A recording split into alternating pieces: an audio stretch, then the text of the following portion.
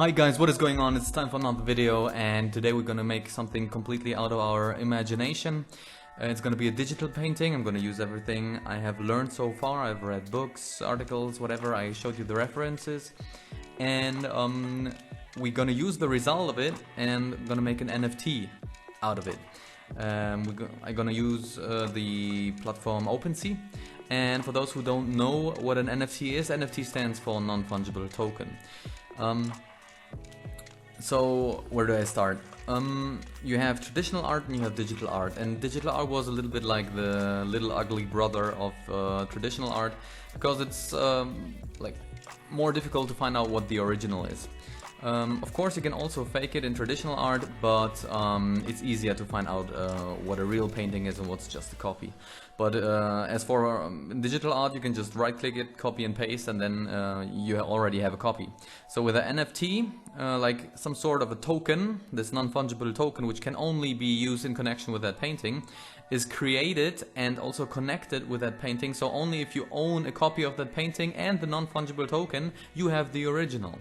So this is kind of the very broad and rough concept or like explanation what an NFT is, and it's gonna be Asian themed, Japanese themed. We're gonna paint a geisha, but I kind of want to make a little twist in it, because a geisha is traditionally like this controlled, conservative personality, but I kind of want to break with that, but I'm not changing it by like giving her different clothes or something. Sometimes you can do changes, like significant changes, only with a facial expression, wink wink. And yeah, that's all I wanted to say for the introduction. We're gonna start with a sketch, this pencil sketch. I will see you once we've done that, so let's start right into the video. And here we go. I'm using my sketchbook and a mechanical pencil, and I'm starting to draw a circle, a complete circle. And since I want to be looking from a little bit below, I am from one side to the other side, I'm drawing the circle, but it's kind of like, you know, imagine like you're looking at a basketball and you look a little bit from underneath. You have that line which is going across the basketball. You see, instead of having a straight line, you are having like a slight bow, you know, when you're looking from underneath. And this is what I'm displaying right here. And also you can start constructing a head with a circle, but you have to add the chin area, which is kind of hanging under the ball you've just drawn. And you can say like you have to add 1/3 of the ball for the chin area in length when you're looking at it from the side. But since you are looking from below, this area is going to be a little bit smaller than looking from the side, because of foreshortening. Also, the cranial area, it's not a perfect ball. It is kind of flat on the sides. If you touch the side of your skull, you don't have like the curves a ball has. So you can see that the form of the face, the outer borders, the outlines, is not as far as the ball actually is. That's why I'm staying in that area. The ball, where I drew the line around the center, around the biggest diameter, this is the eyebrow line. This is not the eye line, it's the eyebrow line. Then on the half of the distance from the eyebrow line to the lower part of the chin, on the halfway to that, there's the nose. And if you split the area from the lower part of the chin to the nose in thirds, you will have from bottom up, in the first chin, the first third ends in the mold of your chin.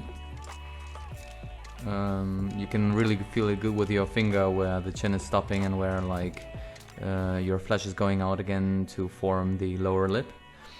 The second third ends exactly where the upper jaw and the lower jaw are meeting. The teeth line, let me call it so. Yeah, and the third ends at the nose, the bottom end of the nose again. You have to improvise when you're making special facial expressions like here, but you know, use your imagination. Also, you can tell, like, when I was drawing the eyes, actually the two eyes are one eye length apart from each other. Then also you should know that like where the ears are connecting. Right now you can see like the upper end of the ear is on the height of the eye. Yeah, and in that stage I was playing a little bit around with size of the chin, size of the head. If you make the chin too like edgy and too heavy corners, it will have a masculine look. There are other specifics which will make a face more look like feminine, like huge lips, for example, long lashes. Like, what am I telling you? You know what specifics are important to make a woman look female. Yeah, and right now I'm already adding some accessory, the flowers up on the head. You can also see that in this stage I'm drawing the eyes. Since the person I'm drawing is Asian, there is not much of a lid. And you will also see in the process of drawing and painting that things will change. Like, you have a sketch, but the final painting looks completely different. And that's fine, that's in the process of developing it. Don't expect... I mean, it's already good if you have a very detailed picture in your head. But don't expect that this is what's gonna happen on the paper as well. Not at all. I also thought about like, there's wind coming from the right and I want the geisha to stand outside. That's why like those bedazzles or accessories which is hanging from the head, that they have to be affected from the wind. And the hair is also moving a little bit to the left, of course. A kimono, typical Japanese dress. Thinking about like flower patterns which you decorated. And I'm already pretty close to finishing it up.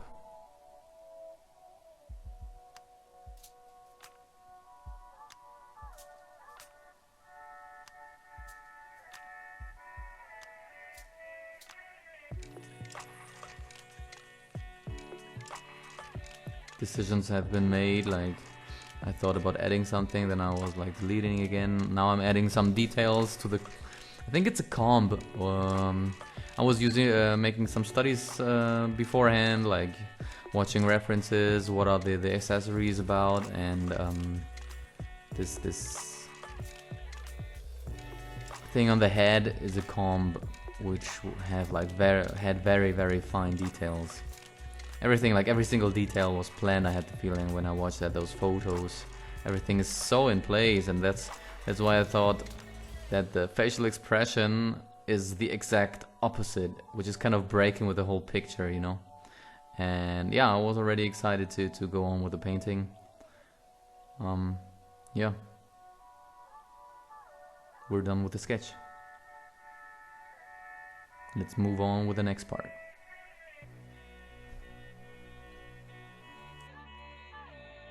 Okay, we're done with the final sketch, or the first sketch. And this one is gonna be scanned in.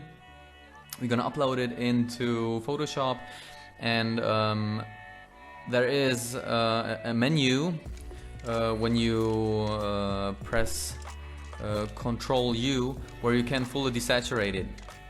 and you decrease the saturation and you get a perfect black and white picture, because sometimes when you scan paper, especially my sketching paper, it has like a yellowish tone, which is very cool for sketching, but you don't want to have it in your scans.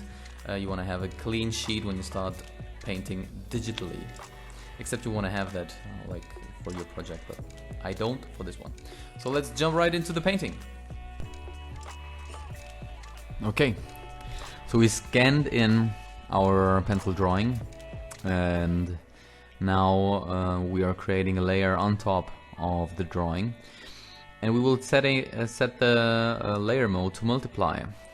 By doing that, when we use color, which even has 100% opacity, which should like be opaque and cover everything, you still see the outline underneath, and that's what we want to have to exactly know where to apply the color and where to stop. By doing this, I was using different layers for each, let's say, part of the painting. If I'm painting flowers, I'm using a different layer. If I'm painting hair, if I'm painting skin, I'm always using different layers. That is for a later step. We will be working with something which is called clipping masks, and by using clipping masks you can create like subgroups to a layer and exactly stay within the painted area, so you don't have to worry anymore with your details and so on that you cross the layer you want to paint. You just stay in the area which are already painted. And this is why I'm just using here one color, and that's it. One color to define in which area the flowers are, for example. Later, when we will be within the clipping mask, when we are doing the subgroups of the layers, there will be more and more layers we will be applying, since, for example, when we will be painting the skin, we will have a layer for the shadows, for example. We will have a different sub-layer for the highlights, which gives us the opportunity to adjust them, to manipulate these colors without affecting the others. So if I want to adjust, if I want to erase highlights, I don't have to worry that I will affect the shadows, for example. Working that way step by step is very helpful, and by talking step by step, when I'm using a brush, when I want to create paintings in that style I'm creating right now, and that means like realistic, like no hard changes of color, but like soft blending ins. Like for example, if you have like a darker part of the shadow which goes a little bit to the light and goes into the slight like gray scale, then you have to set up some settings in your brush setup. When you have your brush tool selected, in the upper bar you can see different buttons where you have like a circle and there's like a pencil like on it, and there are two buttons. You even can see them in the video. One is meaning like it reacts to pressure, how thick your stroke is, and the other button is for it reacts to pressure, how opaque it is. The stronger you press, the thicker the stroke, the more opaque the stroke as well. And also I set the opacity of the brush, not of the layer, of the brush, it's also in the upper bar, to like I vary it, but a good way to start out is like at 50%, because you don't immediately make the strongest colors. You can work your way from soft to dark by just making strokes, more strokes over each other, and you kind of, it's more like being a sculpture. You carve out the form you really want to have. when you do that, be sure where the light source is, from where the light comes, and therefore also where the highlights are and the shadows.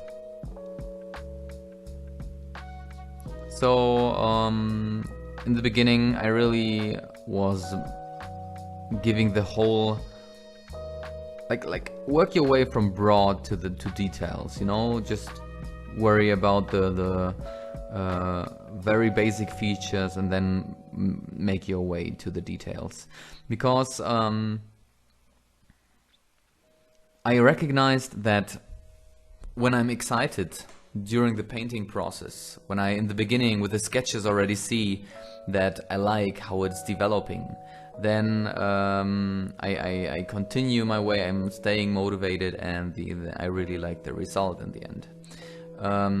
When you kind of feel already in the beginning that it develops in the wrong direction, it not suddenly in the end turns into a great picture, you know. So one point is to finish your work, because then you can take your lections. Sometimes it even would make sense to even finish a painting which you started but you don't like, to observe it and maybe find some mistakes and make it better next time. But your gut feeling is a good indicator in which direction you're going. So you can clearly see that the light source is coming from the front and the top. So on the upper border of the upper lip, you can see the highlights. You can see how it's reflected on the corner of the lower lip. The light source is very frontal on the face, so you don't see that the nose is throwing a shadow on the right or left side of the face, but you actually see it's coming from the top. That's why you have like kind of a shadow under the nose.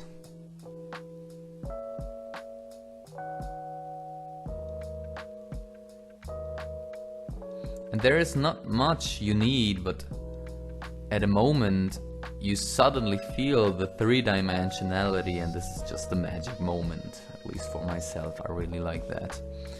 Suddenly you don't see at all the 2D sketch, pencil sketch anymore. You really see a woman making that weird facial expression to the creator.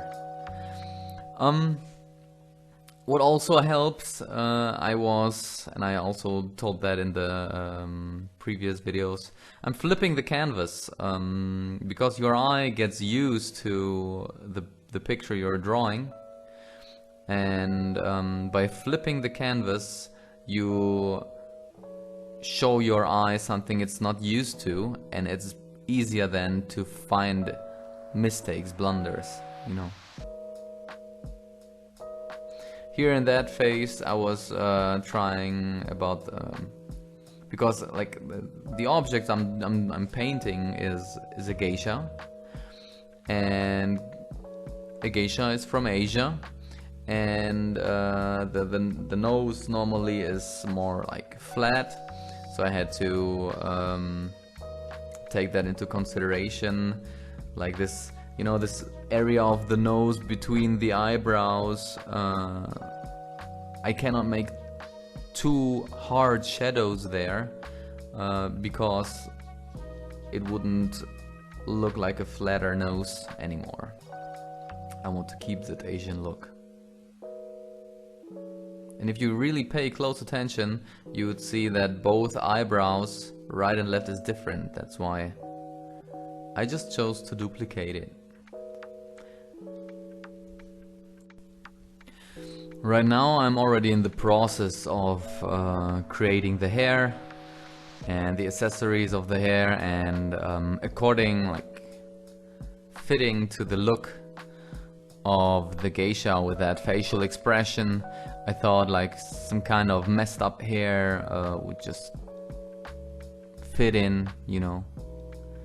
So you're having, but I already planned that in the beginning. You see the accessory like wind coming from the right, pressing, like dangling things to the left. So the accessory is slightly pressed to the left. You have the hair, which is waved. So clearly the geisha is standing somewhere outside. Also, compared to the sketch, I was closing the eyes more. You see less and less of the eyes.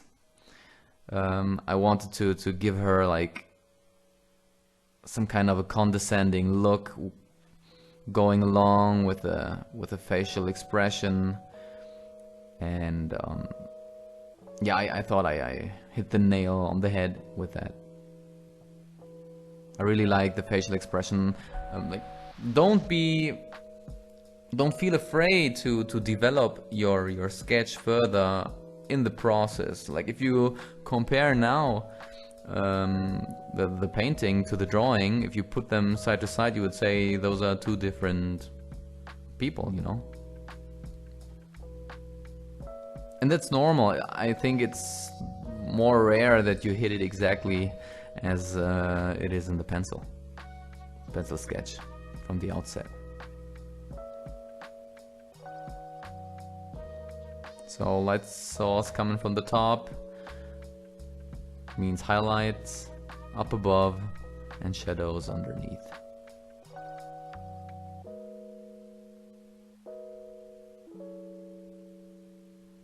Use references when you're painting something. Of course, you don't remember everything, every single detail.